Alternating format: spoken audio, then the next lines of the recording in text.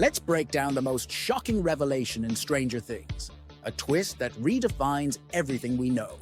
For nearly 10 years, we and the heroes of Hawkins operated under one assumption about the Upside Down. We saw it as a dark, twisted mirror of their world.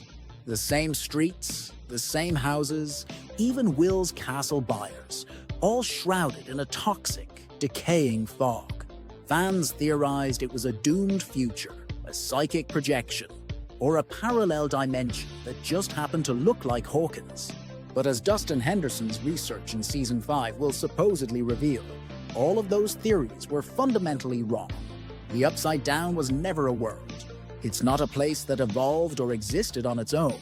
It is a scar, a raw, festering wound in the fabric of reality, created in a single violent moment. And it acts as a bridge, a temporary passage from our world to something else, something far older and infinitely more malevolent. This finally answers the single biggest question that has haunted the series since Season 1. Why is the Upside Down frozen on November 6, 1983? The exact day Will Byers went missing. The exact day 11 opened the first gate. It's because the Upside Down isn't a place that experiences time. When 11's power tore a hole in reality, the dimension on the other side didn't just connect. It imprinted. It created a perfect, static copy of Hawkins at that precise moment. Every car is in its 1983 parking spot. Every poster is on the wall. Nancy's homework is still on her desk. Time in the Upside Down isn't moving forward or backward. It's not moving at all. It is a snapshot, a photograph made of dimensional energy. This explains why the dimension feels so unstable and incomplete. It wasn't designed, it was duplicated. The vines, the spores, the monstrous flora. That's the native dimension seeping in, trying to grow over the Hawkins snapshot. It's like a cosmic infection. This also reframes Vecna's entire plan. He isn't trying to rule the Upside Down. The Upside Down is just his staging area, a beachhead. His goal has always been to break down the final walls, to merge this decaying copy with the real Hawkins, terraforming our world into his own. Which leads us to the most terrifying implication of all. If the entire, horrifying dimension of the Upside Down, with its Demogorgons, its Demobats, and its suffocating atmosphere, is just the bridge, then what lies on the other side? For seasons, we've thought of the Mind Flayer as the ultimate villain, the king of this dark realm. But what if it's not? What if the Mind Flayer is just a warden? Or perhaps even a prisoner of a place far worse? Season 5 will reportedly name this true home dimension. It's a place of pure chaos, of uncreation, from which the Mind Flayer and possibly Vecna himself originated. And that place is called the Abyss. If this makes sense, you're our people. Now, we established that the Upside Down was never a world, but a bridge, a temporary passage. But if the Upside Down is the bridge, then the Abyss is the destination. And it's a place we've actually seen before, long before Season 5 gave it a name. In the Season 4 finale, Vecna shows us his origin. After 11 overpowered him in the Rainbow Room, she didn't just kill him. She ripped a hole in reality and cast him out. He fell, burning and broken, not into the Upside Down, but through it, and into the raw, primordial chaos on the other side. He fell into the Abyss. This is not a human place. It's a hostile, alien dimension where the laws of our universe don't apply. There's no sun, no sky, no ground. Just an endless expanse of floating rock and storms of red lightning. It is a realm of pure, untamed energy. It was here that the dying Henry Creel wandered, his body destroyed, his mind fueled by rage. And it was here that he encountered the true natives of this dimension, the Mind Flayer particles, a sentient, swarming consciousness without a body or a will of its own. Crucially, these particles were not created by Henry. They were already there. They are the lifeblood of the Abyss. What Henry did, with his immense psychic power, was become their master. He gave the chaos a mind. He gave the storm a purpose. He shaped the particles, bent them to his will, and weaponized them into an extension of his own hatred. This is the moment he truly becomes Vecna, the architect of all of Hawkins' suffering. With this new power, he didn't just command the particles, he used them to give form to the formless energy of the abyss itself, creating his army. This revelation confirms Dustin's theory completely and reframes the entire mythology of the show. The Demogorgons, the Demobats, the Vines, they weren't born in the decaying echo of Hawkins. They are not native to the Upside Down. They are all creatures from the abyss, sculpted by Vecna's will and sent across the bridge. The Upside Down was never their home.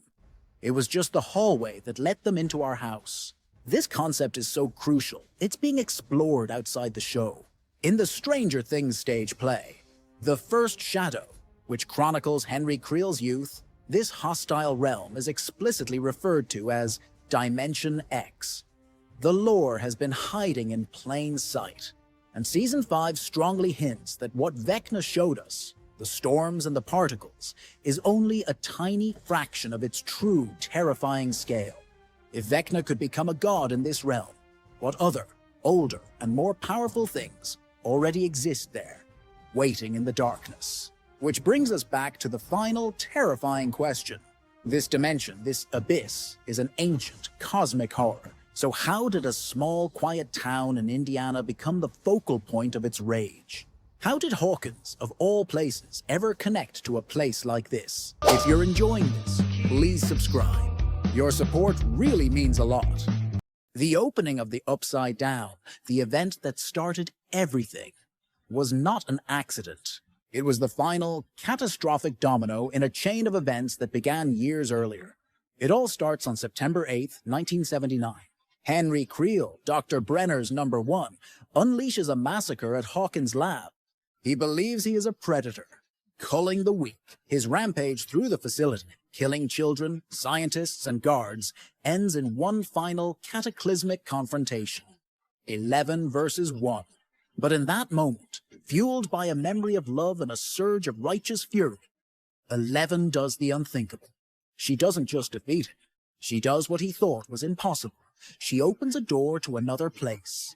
A place of pure chaos. With a final agonizing scream, she banishes Henry Creel from her reality, casting him into the abyss.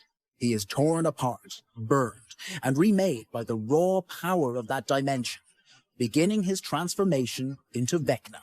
Crucially, Dr. Brenner survives, and his takeaway from this horror is not fear, but ambition. He saw what 11 did. He saw a doorway to another world. His obsession deepens. For the next 4 years, he relentlessly pushes 11, forcing her to become a key, trying to make her reopen the door she had slammed shut. He is convinced there is something on the other side worth finding, a new frontier for science. He has no idea he is knocking on the door to hell itself. His obsession culminates on November 6, 1983. He places 11 in the sensory deprivation tank, pushing her psychic senses farther than ever before. She reaches out into the darkness, across dimensions, and she finds something. She makes contact. From her perspective, she is touching a Demogorgon, a lone monster in the void. But she and Brenner are fatally wrong. What they don't know is that the Demogorgons are not independent creatures. They are puppets. They are extensions of the hive mind that Vecna created from the Mind Flayer particles. So, when 11's mind touches the Demogorgon, she is unknowingly shaking hands with the very man she banished 4 years earlier. Two of the most powerful psychic minds in existence, connecting across dimensions. One moment, one touch. That psychic connection becomes a conduit, a wormhole, a violent, uncontrolled tear in the fabric of space-time. The Upside Down is born in an instant, a snapshot copy of Hawkins created by the raw energy flooding through the new gate. But this leaves us with the final terrifying mystery. Did the bridge form automatically, a freak accident caused by two immense power sources colliding? Or was it intentional? Did Henry Creel, now Vecna, waiting patiently in the darkness of the abyss, feel 11's touch and seize the opportunity, using his own power to actively rip the gate open from his side? The answer to that question lies ahead, in the final confrontation the entire series has been building towards. 11 versus 1. The Upside Down was never the destination. It was the warning.